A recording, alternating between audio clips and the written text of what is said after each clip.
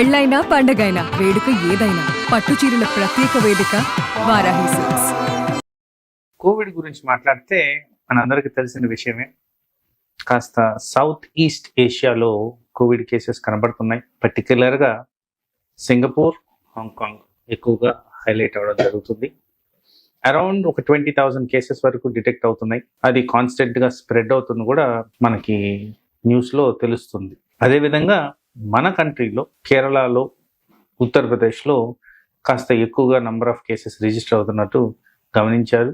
However ఒక 200 నుంచి 300 టోటల్గా చెప్తున్నారు. బట్ ఇవన్నీ కూడా అంత సీరియస్ ఎఫెక్ట్స్కి దారి తీయట్లేదు. మనందరికి తెలిసిన విషయం ఏంటంటే కోవిడ్కి లక్షణాలు ఎలా ఉంటాయి, ఎలా ప్రివెంట్ చేసుకోవాలి, ఏం చేయాలి అనేది మనం ఇక్కడ గమనించుకోవాల్సిన అంశం.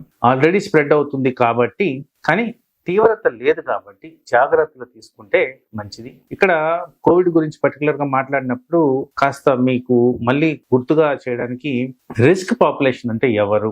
యంగ్స్టర్స్ అంటే చిన్నపిల్లలు, 5 సంవత్సరాల కన్నా కింద వయసు ఉన్న వాళ్ళు, 60 సంవత్సరాలు పైబడిన వాళ్ళు, వీళ్ళు అట్ రిస్క్ పాపులేషన్. ఎందుకంటే వీళ్ళకి ఈజీగా వస్తుంది, సివియారిటీ రూపం దాల్చేదానికి ఆస్కారం ఉంది, కాంప్లికేషన్స్ కూడా వచ్చేదానికి ఆస్కారం ఉంది. అలాగే ఎవరికైతే రోగ నిరోధక శక్తి, ఇమ్యూనిటీ అంటాం, అది ఎవరికైతే తక్కువగా ఉంటుందో వాళ్ళలో కూడా ఇది ఎక్కువగా సివియర్ రూపం దాల్చేదానికి ఛాన్స్ ఉంది, ఈజీగా బాడీలో ఎంటర్ అయ్యేదానికి కూడా ఛాన్స్ ఉంది. వీళ్ళెవరు?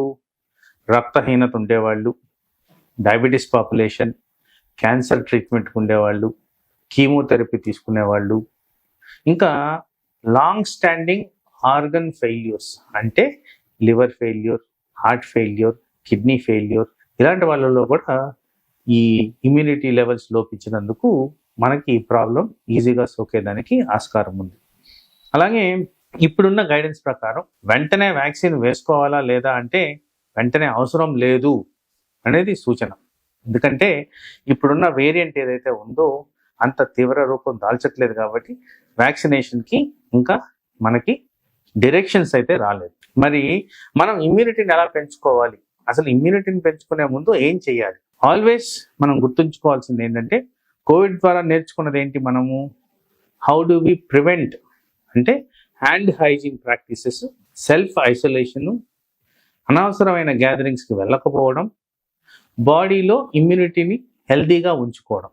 సో ఈ ప్రాక్టీసెస్ చేస్తున్నప్పుడు ఒకటి మనం గమనించాల్సింది, ఒక హెల్దీ లైఫ్ స్టైల్ మెయింటైన్ చేస్తే మన ఇమ్యూనిటీ ఆటోమేటిక్గా పెరుగుద్ది. హెల్దీ డైట్ అడాప్ట్ చేసినా కానీ విటమిన్స్, పోషకాహారాలు అండ్ ట్రేస్ ఎలిమెంట్స్ కూడా మనకి ప్రొటెక్షన్ పరంగా ఇస్తాయి. అలాగే ఎవరికైతే లాంగ్ స్టాండింగ్ డిజీజెస్ ఉంటాయో వాటిని కూడా కంట్రోల్లో ఉంచుకున్న దానివల్ల ఈ కోవిడ్ రాకుండా మనం కాపాడుకోవచ్చు.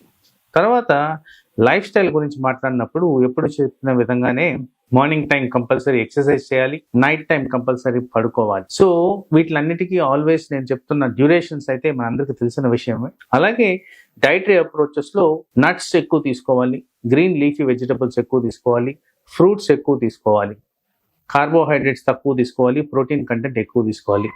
ఇది in general summary of me diet, how you manage. తర్వాత ఎక్కువ శాతం ఈ మధ్యకాలంలో ఉన్న సమస్య మానసిక ఒత్తిడి. మానసిక ఒత్తిడి కారణంగా మనకి ఈ ఇమ్యూనిటీ అనేది లోపించడానికి ఆస్కారం ఉంది. అలాగే స్లీప్ డిస్టర్బెన్స్ వల్ల కూడా ఇది సర్వసాధారణంగా ఎఫెక్ట్ అవుతుందని కూడా గమనించారు.